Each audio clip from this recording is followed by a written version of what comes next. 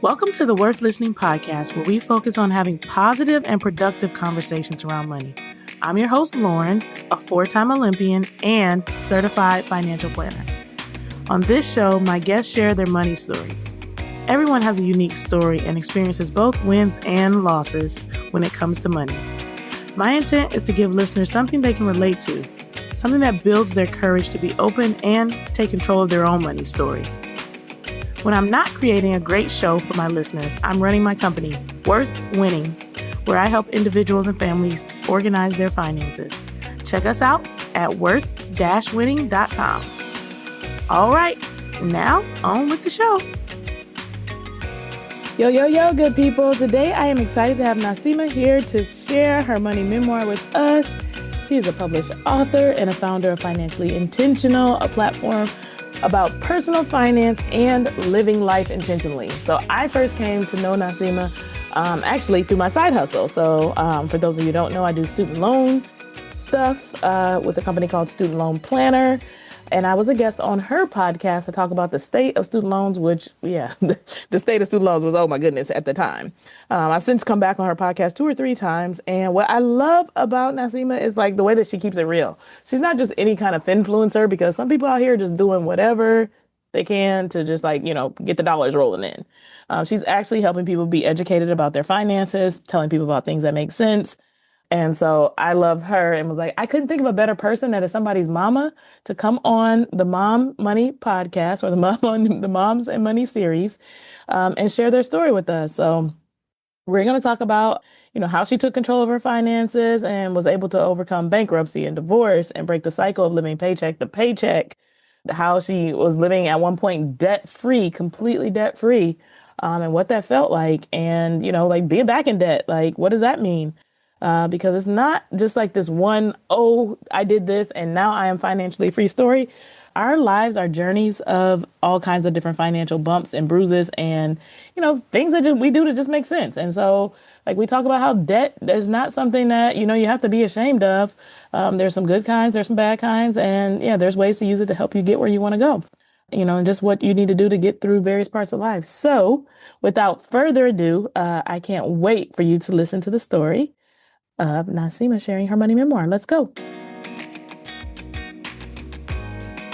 So many opportunities to be on your podcast, and I finally nailed you down to get you on mine. You actually just said yes and scheduled immediately, and I was like, oh, I feel honored and privileged, the real deal, Holyfield. Well, first of all, the way my brain works, if I hadn't done it, I was like, I am not going to let Lauren down. I'm not going to let Lauren down. Let me do it right now, because I just appreciate how much you always show up for me. And I was like, I know if I don't do this right now, I'm going to forget. And she might feel a certain kind of way. And I'm just like, we're not going to have that. No. Well, I appreciate you, girl, but we got to talk about some of the things. You're super mom. I already know it. The people are going to know by the end of this episode. I'm sure some of your listeners are going to tune in and be like, ooh, this is some stuff I never knew. I'm going to ask all the questions and get all the tea. But we need to start way back at the beginning. Before you were somebody's mama, you were somebody's child. So tell us a little bit about your upbringing and what kind of money messages you were hearing as you were a child. Wow. So a lot to unpack there. And I think it's important to talk about your childhood, because it often dictates how you operate with your money as an adult, right? So for me, I grew up with a single dad. My mom left when I was 5 years old. So very early on in life, I had to run my household. And when it came to money, there really wasn't any. So there wasn't a lot of talk about it. I remember getting $5 for the week for lunch for school in high school, because we had off-campus lunch. Other than that, I got lunch at school, or I made my lunch, or I brought my lunch. And that was pretty much the money conversation until it was time to go to college. And I got into USC. And first of all, USC is now $90,000 a year. Yes. Woo, honey, baby. The way today's college is set up nowadays. Right. It is. But back then, it was $45,000 a year. And for me, I had never, when they sent the financial aid package, I got in, first of all, that was a crazy story. But I got in, and then, I was just got this financial aid package, and I was kind of I did not know how to feel because I had never seen that many numbers like written on a piece of paper that pertained to me. Mm-hmm. But at least you had some awareness around it. Some people would just be like, oh, I ain't even look at these numbers. I'm going to sign this paper. But I didn't. I mean, I looked at it, but I didn't because like the only thing that was ingrained in me was your way out or your path to success is by getting into the best school that you can, landing that job and all those kind of things. There was no conversation around paying for it. We did talk about scholarships and all that kind of stuff. But for me, it was like by any means necessary. You just go and then you kind of figure it out at the back end. So I just looked at it and I was like, okay. And then I got into school. I guess it was pretty much loans. I remember signing loan documents like 2 inches thick. And I remember my signature changed because I signed so many loan documents. I was like, I'm not writing out this signature that many times, but not even knowing what I was signing. And then I got this bill and they had like changed my parent contribution, like as I was enrolled in school. And like I said to my dad, I was like, they said you owe this money. And he was like, I'm not paying that. And I don't have it and I'm not paying it. And so I went to financial aid and I told him my daddy said he's not paying it and he doesn't have it. And they was like, okay. And they gave me a grant. Wow. So for 6 years of USC, which is $45,000 a year, and I got a full scholarship for grad school, I should say. Yay. I only came out with like $40,000 in student loan debt. Okay, so 40 grand total. Yeah, 40 grand total, but that was just for that. But anyway, so that was my experience with money early on, like kind of like not having it and not having the skills to navigate around money. Also, like those lessons of like, I hear like, it's funny, like when I hear other people talk about their decision to go to college, it's like the price is factored in. I was like, y'all look at stuff like that. Like, I didn't look at stuff like that. Those Gen Zers, you know. I didn't know to look at stuff like that. But also like a lot of the things that I grew up with that affect like the way that I manage money is that I started making money really early. Like I had to learn how to do hair really early because my dad didn't do our hair because he didn't know how. How many of y'all was it? It was me and my sister, and we're a year and a half apart. Oh, so y'all super tight. We're not at all. We're like polar opposites. Oh. Like, man, like we on like on the other side now. I have always been. But I used to have to do her hair. And then so I did other people's hair. And so I made money doing that. I babysat. Like, so like my thing was I always knew how to make money. But the other thing is I also grew up in kind of like the hood. But I went to school in one of the most affluent parts of Oakland. And like the houses are surrounded my school were like $1 million homes and all this kind of stuff. And so everybody there, kind of lived like this privileged life. Meanwhile, I'm like taking 3 buses to get to school, so. Do you think you internalized anything about money at that time frame? Because like we're younger, we don't know a whole lot about money, but like, a lot of guests have come on and said like they got to college and they realized like the difference in like some people that are paying out of pocket for college versus, what they use to get to college. Was that like kind of a defining moment for you taking those buses and... Yeah. So like when I was younger, like I was just like, that's not for me. We live a totally different life. Like wealth wasn't something that was possible for me because it's for people that look like the other people that it was me and my sister was the Black kids at school and then everybody else. And so it meant that like I could not see myself as a wealthy person.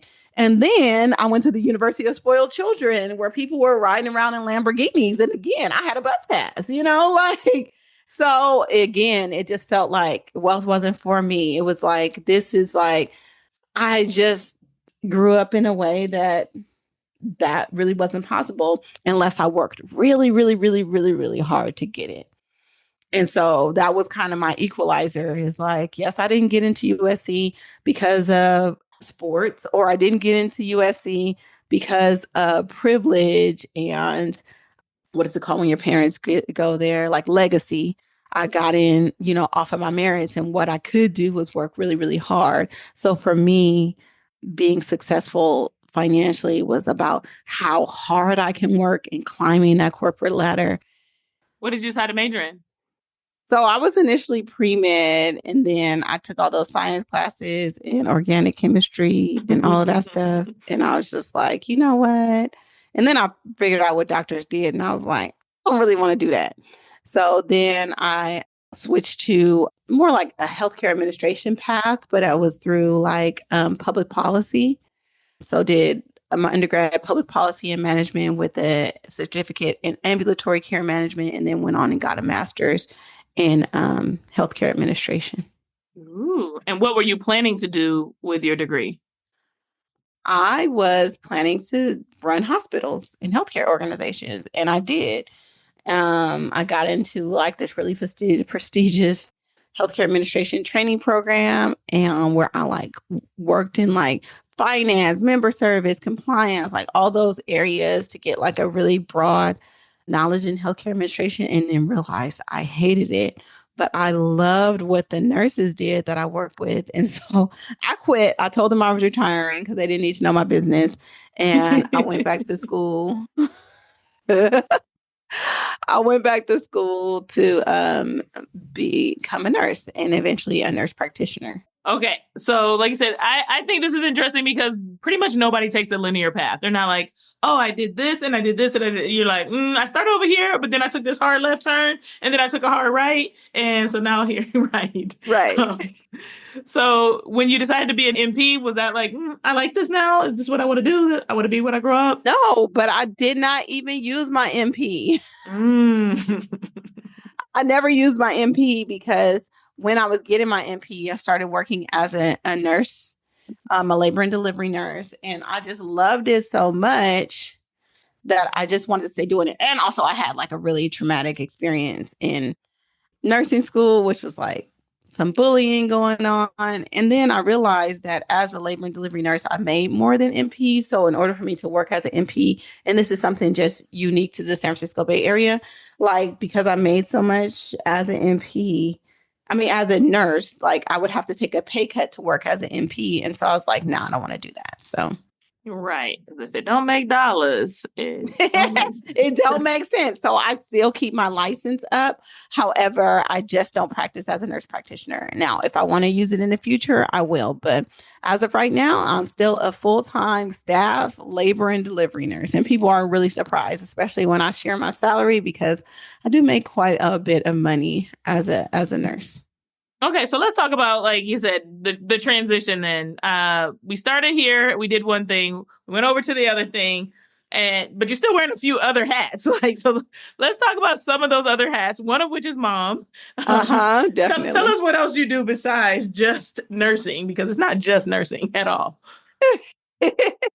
So I started a platform in 2016, called Financially Intentional. It was when my daughter was turning 1, and I was just like, I make too much money to be this broke, and I need to figure out like what is going on. So I need to figure out my finances, if not for me, but for her. And so I set out on this journey in 2015 when she was 1 to figure out my finances. And then I have this whole group of friends that I've known since like 12, 13, and we all have daughters. And I was like, I wanted to share what I was learning with them. So in 2016, I created this platform called Financially Intentional.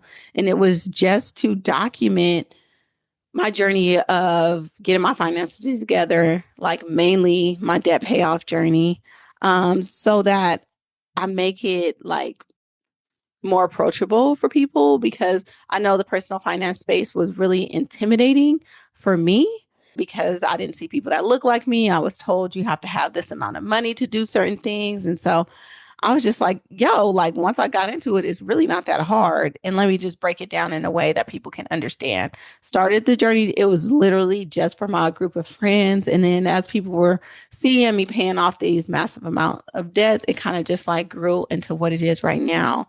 And so now it's mainly like me, as my life has evolved, like from 1 kid to 3, and from paying off $1 million in debt to now having $1 million net worth. Like it literally from 2016 tracks that journey along the way and the opportunities that it's provided for me. So many things you just said. So this is the Mom and Money series. And so like just for the moms out there, we do so much, we sacrifice so much for our children, but they also make us better. And so it kind of sounds like to me like a defining moment for you was looking at your daughter and being like, I don't want you to be living, you said, earning money how I'm earning money, but also not have a dollar to show for it. And I want to be able to teach you something better than what I know right now. So let me get myself together. Exactly. And just have something in place. If something were to happen to me, I need to know that she would know she was going to be taken care of because I was a single mom. So I was just like, yeah, I wanted to make sure she's going to be straight. Like, if I'm not going to do this for myself, I got to do it for her. Mm-hmm. The second thing you said was I had a bunch of debt. I paid off $1 million of debt. She didn't say 100,000, y'all. She didn't say 10,000. She said $1 million of debt. And now she has $1 million net worth. Yeah.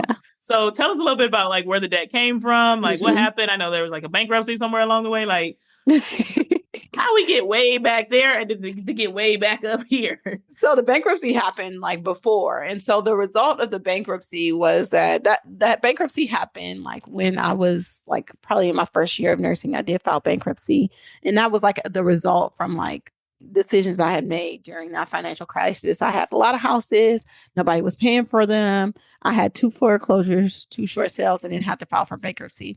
So that was before. So what position that put me in was that I didn't have credit card debt. I had just gotten to the place where I could buy a house, but I was still reestablishing my credit. But what was good is I couldn't really have credit cards. So that wasn't part of the mix of this debt payoff. But I did have a lot of student loans. I love to brag about how I graduated from USC with only $45,000 in debt. But what happened was when I went back to school for all that nursing at the public school at the UC, I racked up some additional debt, which my total debt was around $180,000, which after paying it off was over $200,000. So that was part of the debt. Then everything else was just normal stuff. It was the down payment. I borrowed against my 403B to put a down payment on my house, cars, braces. I got married at one point, got a divorce, paid for some of his stuff, paid for a divorce, paid IRS debt because of the way I had to file while going through a divorce. So it was just like just normal things. So at the end of it, when I had about $50,000 left, and most of that was from the expenses of the divorce, then I decided to sell my house. And I live in Northern California. During that time, median home prices were about $750,000, which is in the millions now. So I sold my house, and that was about 500,000 of that debt. So like 300 something thousand of the debt was those consumer debt. Like, so a large part student loans, everything else, that normal debt that we take on. And then the rest was selling my home in the Bay Area, which put it up to like 975 some thousand, dollars. So I rounded it up to $1 million because it's easier to say. Amen. Hallelujah. So, I don't think we should discount, like you said, the debt payoff, because whether it is selling a home, like you said, a lot of people think of that like, oh, a house is good debt. And, it's just debt, period. It's debt. You owe somebody, you paying interest on it. Like it is still debt. Like, yeah. 100%. And I think a lot of us say like, I'm debt free, except for, and that's another sentence that we use. It's like, you're not debt free then. And it's not the worst thing in the world. Like maybe your plan is to pay your house off over 30 years. Like that's completely fine. Mm-hmm. But let's just like call it what it is. And also understand that, like you said, there's some flexibility and there's different ways you can move when you decide to get rid of all the debt. So for me, part of my story was at one point I had a house and I messed up 2 houses along the way. But I remember like holding on to the house and being in a situation where I was like, someone was renting it and it wasn't covering the mortgage. So I was like putting in the rest every month. Yeah. And I'm just like, but the market's going to come back at some point eventually. And when I finally got rid of that house, I also sold short. And I was just like, but I don't owe anybody anything. And that was like the first time I had ever been, like you said, specifically like debt free. Mm-hmm. And I had never had credit card debt up to that point, or anything like this. So it was like, oh, I had the good debt, but it felt so good to be like, I don't owe nobody nothing. What I have in my bank account is mine. Yes. And that's it. Like, yeah, just like the mindset around that debt. Sometimes I think we have to have some conversations and like reframe that for some people. Yeah, I think because it's tied up in like this American dream kind of thing, and like people want to idealize that kind of debt, but it's still like debt like weighs. There's a tangible feeling of like the pressure from debt for a lot of people, and we have to acknowledge that whether it's good or bad debt, that freedom is that feeling is like unmatched. Like this is great, like, and that's what I work hard for my kids, and that's why I set them up the way that I set them up. So as soon as I paid off my debt, I started investing aggressively because during around that same time, like I learned about the fire movement, financial freedom. And I was like, wait a minute. So you mean like I don't have to climb this corporate ladder to be successful? I can just start stacking. And that's another reason why I don't work towards my MP is because like the next step would be to go and be an MP and like do all these things prestigious wise, even though it didn't make any financial sense. But you know, everybody's like, why aren't you an MP? Why don't you want to advance your career? Because I make really good money. It helps me to meet my goals. And I love what I do. Why would I change that? And so I was just like, yeah, Hold on. We got to pause right there. I make good money. The money I earn allows me to be able to reach my goals. And I love what I do. Like I said, people just get lost on we have to climb the corporate ladder. You know, we have to break all the glass ceilings. We have to fill in the blank. You got to get the bigger house. You got to get the better car. You have to. You got to do what's right for you. And it sounds like that's what you chose, was like, this is what's right for me. yeah, a lot of people just don't even know why they're doing it. They're doing it because of some kind of external validation that they get. And what I really had to think was like, what is important to me? What was important to me is getting freedom over my time, getting to do the things that I get to do, not what I have to do. And what is going to give, like, set me on that path the fastest. And for me, it was using the job that I had to accelerate that path. And so I started like investing aggressively and then learning how to invest for my daughter. And then when I had my second daughter, immediately setting up investment accounts for her. And when I had my third daughter, she had investment accounts in utero, you know? So it was just those things that have helped me to accelerate that path to financial freedom for myself, but also for my kids so that they don't have to feel that weight of what I felt like going to school, trying to figure out how I'm going to pay for it and like working and paying off student loans and not being able to afford the things my colleagues could afford because they didn't have student loan debt or they had a family to help them out. Like I like to say I'm setting my kids up like Chad. And who is Chad? Chad is that entitled dude that you work with in the office, and his parents pay for his college, his parents pay for his car, his parents paid for, you know, the down payment on his house. So now every dollar that he makes is only accelerating like wealth building, and he's able to accelerate that early on in his life so that he can live the life that he wants to and not have to worry about money. And so, yeah, they're going to be like Chad. I love it. And so as you think about like how you're momming, you know, like you said, you're doing money so that these kids can be okay. But how are you talking to your children about money on a regular basis? Like, what are they learning? How is it different than the upbringing that you had where money was not being talked about? It's totally different. My kids are included in the conversations. They're included in my brand. So like they get to have unique conversations about money. And I just talk about it in an age appropriate way. And sometimes you don't even know like that they're listening until like one time we were taking my neighbor to the movies. We went to the movies with my neighbor, and you know, my daughter was like, "Oh yeah, like I have like all this money in my investment account." And he was like, "What is an investment account? Like, what is that?" She was like, "Yeah, I have my money in there, and you know, the money just grows over time." And that she was 6 or 7 saying this, and she was just like, "Yeah, like, what do you mean? Like, you don't have an investment account?" So at first, she was like, "Well, how much money do you have in yours?" And he was like, "I don't even know what that is." And she's like, "Oh my god, like, you don't have an investment account? What are your parents doing for you? Like, what's going on?" Or like things like my stepmom likes to shop, like, and so she goes to the grocery store and like she buys like all of these things, all of these groceries at once. And my kids are with her, and my 6-year-old was like 4 at that time, and she was like, why are you putting all these things in your grocery basket? You don't even got a lot of money like that. My mom has a lot of money and she don't buy groceries like this. And it's true. Like I live right by the grocery store, so I just buy what I need, right? And Mm-hmm. so, but they're able to identify those things. So just age appropriate conversations around money, but it's really like the best lessons you can teach your kids is to model it. So more is caught than taught, right? Like whatever you model for your kids, they're going to pick up on. And if you're modeling like a struggle lifestyle around money, that's typically what they're going to pick up. For me, it's more about abundance and it's more about managing what we have and it's more about saving for the future. So as far as like pieces of the puzzle that you're implementing with them, do they have like piggy banks? Do they get allowances for chores? Are you like sitting down with them on a weekend and saying like, okay, here's how your investment account grew, or here's what I put into it? Or is it like you said, more just like modeling, by showing them? More modeling.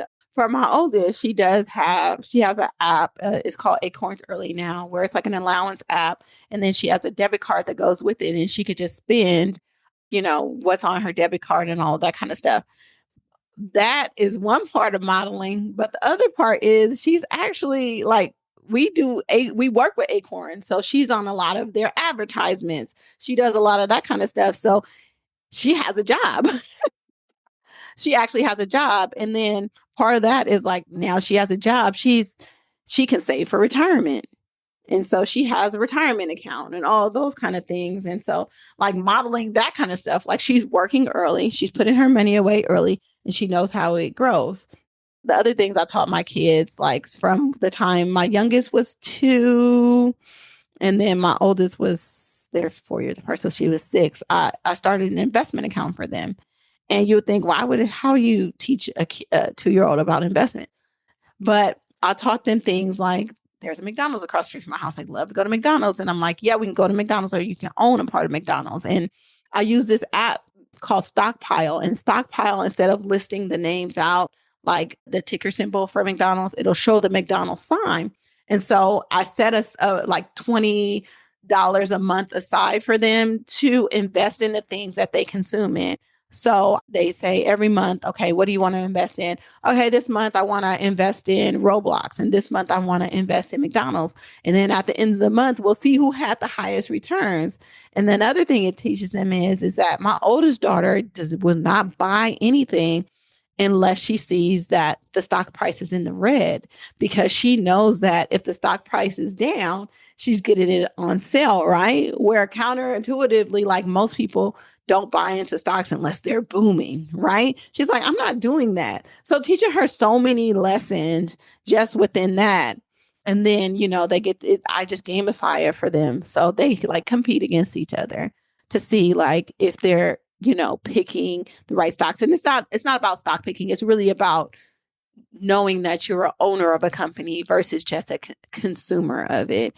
And so just lessons like that, age appropriate lessons like that. I love it. I love it. I love it.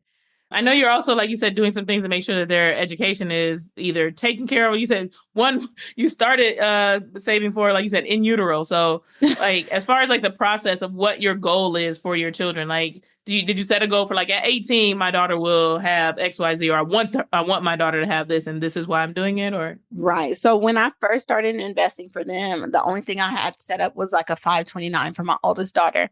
And the goal was all I'm funding, because we just talked about how crazy college is expensive. All I'm funding is $100,000. My goal is to have $100,000 for each of them in their account by the time they're 18.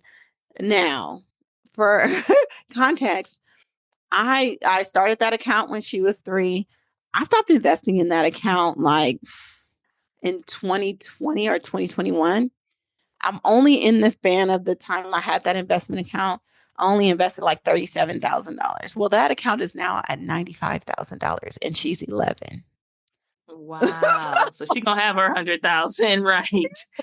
More than. And well, this is the thing that people don't understand about like how, putting your money aside and letting compounding taking advantage of compounding earnings is gonna like actually grow your account. Right. it has done its thing. And that's why I stress for people to start investing as early as possible, even if it's just like $20 or $50 a month. And I don't, like I said, I don't touch that account. And now, it'll be well over $100,000 without me doing anything to it by the time she graduates from high school. But it also serves as a family bank because I don't really contribute a lot to my other kids' accounts because that account will grow. And then the beauty of a 529 is you can change the beneficiary at any time. So it just kind of rolls down and it'll fund stuff for my other daughters and it'll just trickle down. It'll continue to grow. Also, the other benefit of a 529 and how I was able to set that up for my daughter in utero was because you can have a 529. You can start a 529 at any time because you can change the beneficiary. So what I did was it was an account earmarked for my baby. I just set up a 529, made myself the beneficiary. And then after she was born, just changed her to the beneficiary. But during that time in utero, it was growing. 100%. And I did the same thing. So actually one thing I'll pause and say, because maybe somebody's like, what is these numbers? Like 5, 1, 2, 3, 4? What? Huh? 529 is a investment account that you set up for education specifically. And depending on what state you live in, you might even get a state tax deduction for contributing to your 529 plan. Which I don't, by the way. Right. Yeah, right. There's a lot of states that don't, but it is something you should definitely look into. You don't necessarily need a financial advisor to set it up or anything like that. You can do it on your own as long as you just read, follow instructions, and you too can get started investing. The idea is that, you would set up something. You could choose an account for, as an example, and say my child's going to graduate high school in 2050. And they would just say like, okay, the money's invested this way. And every year it gets a little bit more conservative. So you don't even have to be an investment guru. I know that's one of the things that holds a lot of moms back from being able to like get started. Like I want to make good decisions for my child, but I don't know nothing about money. So how do I even get started? A 529 plan is a great thing to do because you just put the money in there. Like I said, choose the date that they're going to graduate. And it'll be invested on your behalf and get more conservative as you get closer to time. And when I say conservative, that means like they're going to do things that are less risky to start to protect that money versus on the front end when your child is 1 or 2 years old, they could be a little bit more risky, but risk is where you get the growth. Mm-hmm. So look into a 529 plan.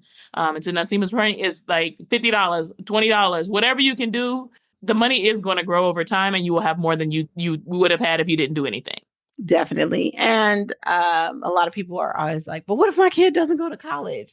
I look at it like a family bank. Again, it can go to the next person. It grows tax and penalty free. I feel like you should have the account. It doesn't have to be your biggest account, but it should be something that you are considering if you have kids and you do want to potentially pay for their education. It could be used for homeschooling expenses. It could be used for K through 12 education. It can be used to pay off like up to $50,000 of your own loans. It's just so many different ways that it can be used. I think it's silly not to have a 529.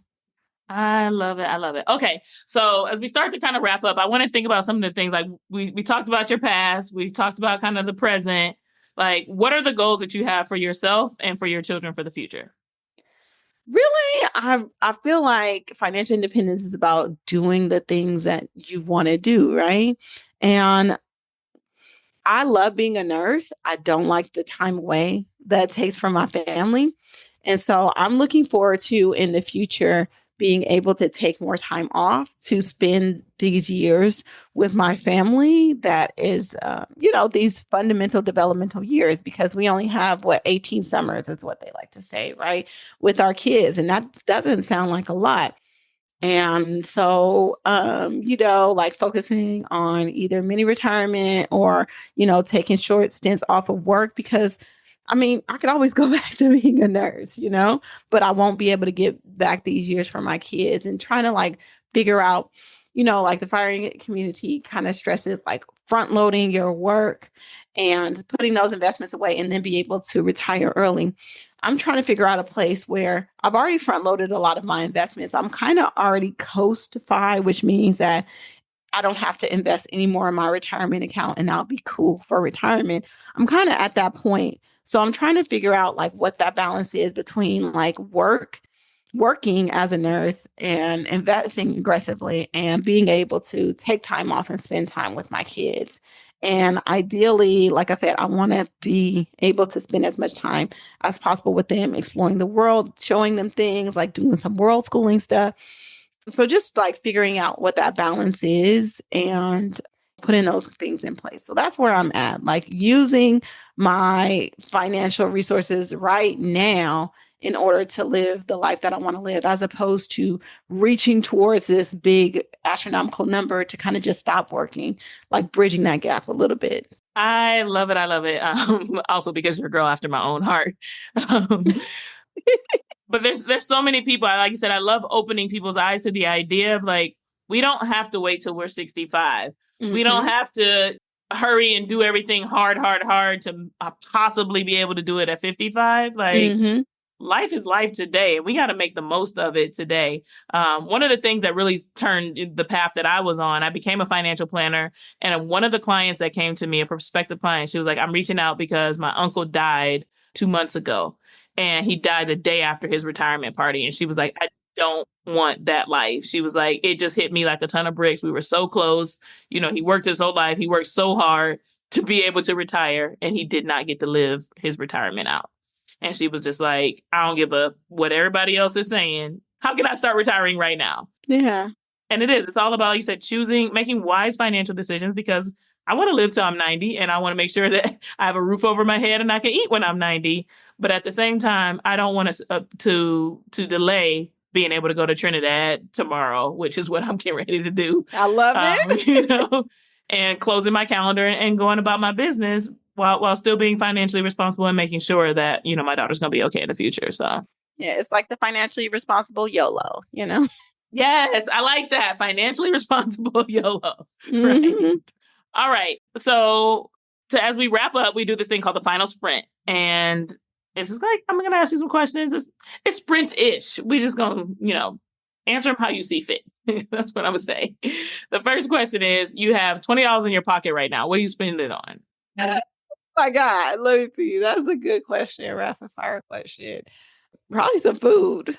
What you going to buy in California?